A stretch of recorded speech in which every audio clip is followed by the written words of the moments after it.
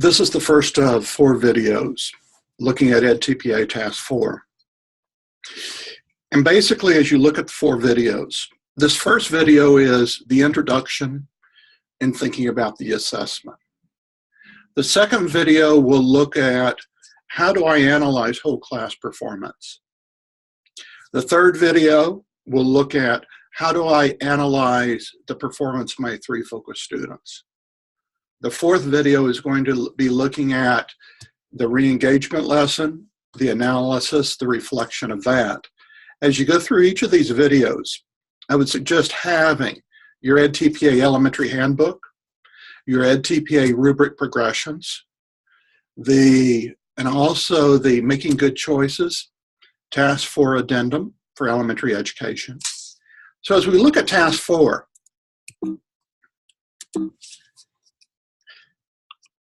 Task 4 is basically this. You have a context for learning, which is very similar to what you'll find in literacy. You develop a 3-lesson sequence. The teacher candidate or the cooperating teacher can teach it. This should be focused on one standard so that you have a focused assessment, a focused learning task. You develop the assessment. And here, as you think about what you're going to do, the development of the assessment is crucial. Because if you don't have a solid assessment, you will not have good material for your analysis. Then you'll do the assessment of the learning community. That's commentary questions 1 and 2, the whole group assessment, the individual work. Then the re-engagement lesson, which is commentary 3 and 4. So that's a general overview. The assessment. You want to assess student achievement based on the 3 lessons taught by you or your cooperating teacher. Focus on the content and standards of those 3 lessons. Don't try and cover everything. Ideally, 1 standard. At the most, 2. Do not do more than that. Think about 5 to 10 questions. The length or the number of questions is determined by the information and the inferences that you want to make concerning student learning. Your assessment is going to give you the information, and that's why it's important that you look at that assessment first. In looking at the assessment, notice the starting point. Rubric 16, where it talks about here's what they're going to expect you to do, says that you will need to identify what students did right or wrong, related to, now here's a must-have, conceptual understanding, and either procedural fluency or mathematical reasoning and problem solving. So as you look at the questions for your assessment, that becomes your framework. I want questions that will look at conceptual understanding. I want questions that will look at procedural fluency. I want questions that will look at mathematical reasoning or problem solving. As you look at those requirements, if you've read Adding It Up, you saw that a mathematically proficient student has conceptual understanding, procedural fluency, adaptive reasoning, strategic competence, and productive disposition. EdTPA is not concerned with a productive disposition. And they've solidified or they've integrated strategic competence and adaptive reasoning into the areas of math reasoning and problem solving. Procedural fluency. Before you is the definition in EdTPA. Key way to think about it is procedures, applying them, building or modifying, recognizing strategies, build on familiar procedures, justify, and strengthen their practice.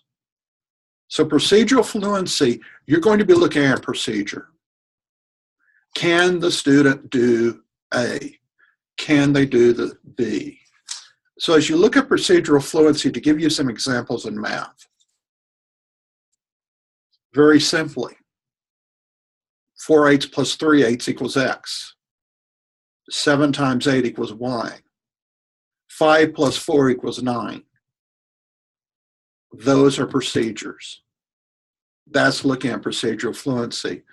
A second piece that you have to think about is that if you give a question like, if the length of one side of a rectangle is 4 inches and the length of the adjacent side is 4 inches, what is the area of the rectangle? Here you're thinking length times width. All the students have to do is plug numbers into a formula. That's procedural fluency. Another example would be something like this. Represent the problem 9 times 6 on a rectangular array. What is the product? This one is procedural fluency because you're telling the student how to solve the problem. You say you want them to find the answer, the product of 9 times 6, and you say, I want it done in a rectangular array. That is procedural fluency. Anytime that you've taught the students a specific process and expect them to use that process, you're looking at procedural fluency.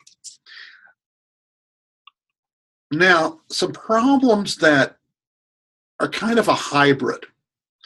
And they're a hybrid because the definition depends on what you're having the students do. And so it's a mix of conceptual understanding, procedural fluency. For example, this one, 8 times something equals 56. This is a change from the traditional way, which would be 8 times 7 equals 56, or 56 divided by 8 equals. Instead, you're looking for a missing factor. Very definitely, this has the option to be conceptual understanding. But if you've taught them how to do it specifically, and so all they do is change it into a division problem, that's procedural fluency. A similar one is what times 9 equals 63? Same idea. If the students develop their own process, they're showing conceptual understanding. If they do what you've told them to do, is procedural fluency. Or take a look at this one. 7 people went to the zoo. Each person bought a ticket that cost $8 and a lunch that cost $9. How much money did the 7 people spend in all? If you've taught them the process, much like 7 times 8 plus 9, or 7 times 8 plus 7 times 9, you've taught them the process, you've taught them the procedure. If they are able to solve it without a specific model from you, they understand it. And that's the difference. Conceptual understanding, EdTPA, talks about recognizing, labeling, generating, interrelating models, identify and apply principles, compare, contrast, recognize, interpret, and apply. So here your focus is, what do they understand? What does the student understand about the process, about the mathematics? Take a look at this one. Will the sum of 4/5 and 5/6 be greater or less than 1? Why? It's not asking what is the sum of 4/5 plus 5/6. It's asking the student to make an hypothesis. Now, as you look at the student reasoning here, if they resort to an algorithm, they're showing procedural fluency.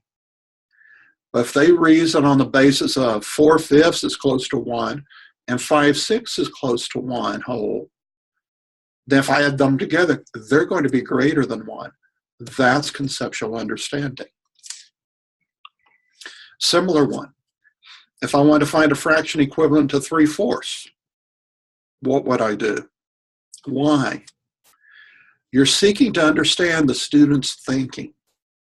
You're not looking for one specific answer. For example, as you look at a fraction equivalent to 3/4, we could approach it multiple ways. They could draw a model. They could use the identity element of multiplication. They could use multiple ways, multiple processes to say, here's an equivalent fraction. That's conceptual understanding. After the students have solved any problem, you can pull out their conceptual understanding by asking them to explain it. To explain why did they do their process. That's going to tell you their conceptual understanding. Look for the places where the students communicate their understanding of the concept rather than just a repetition of a structure or problem-solving path that has been taught. 9 people went to the movies. The cost of the movie was $12, but each one also had a coupon that took $5 off the price. All right, there's your problem stem. But notice what happens in the questions. The questions are not necessarily the typical ones. They don't follow typically the typical order. How much money did the 9 people spend in all? How much money did all the people save by using the coupon? How much money would all the people have paid if they didn't have the coupon? So here you're expecting the students not only to see the situation, but to understand the question and apply their understanding of the question to the context. If I wanted a fraction equivalent to 3/4, what would I do? Why? Asking the students to represent their problem-solving approaches in multiple ways. Arrays, diagrams, pictorials, charts. However, if you have asking them to represent their approach with one single representation that you have taught and that you've emphasized, it's procedural fluency. Now, the key question there to follow up would be, why did you do that? Explain to me your thinking for using this process. There you'll dig out the conceptual understanding. The fourth P, or the third piece, third type of problems that you can have on your assessment. Mathematical reasoning, you're looking for relationships, concepts, situations, alternatives, problem solving, skills to engage in a task for which the solution method is not known in advance. So as you think about that, how many blocks would be in the nth shape of this series? That would be good for a 4th, 5th, 6th grader. For a 1st grader, it might be, what is the 6th block in this series? For a 3rd grader, it might be, what will the 10th block? But you're presenting them with this series of shapes, and you're not saying, here's how you do it. Now that you know that 9 times 5 equals 45, what product would result if you multiplied 5 by 29? Especially for students who don't know two-digit multiplication. So what you're doing is you're building on the knowledge they have and saying, now that you know this, how would you find the answer to this? A similar exploration could occur if you asked students who knew their basic facts of place value, how they could add 34 plus 57, and they haven't been taught double-digit addition. See what they do. See what their reasoning is. They know their basic facts, but how can they take those basic facts and apply them? Inquiry-based problems are problems with multiple ways to find the solution. No set one way. So as you look at your assessment, you want your assessment to provide you the information about student thinking, about student understanding that's going to help your commentary. Because your commentary is going to have to talk about conceptual understanding, procedural fluency, mathematical problem solving, mathematical reasoning.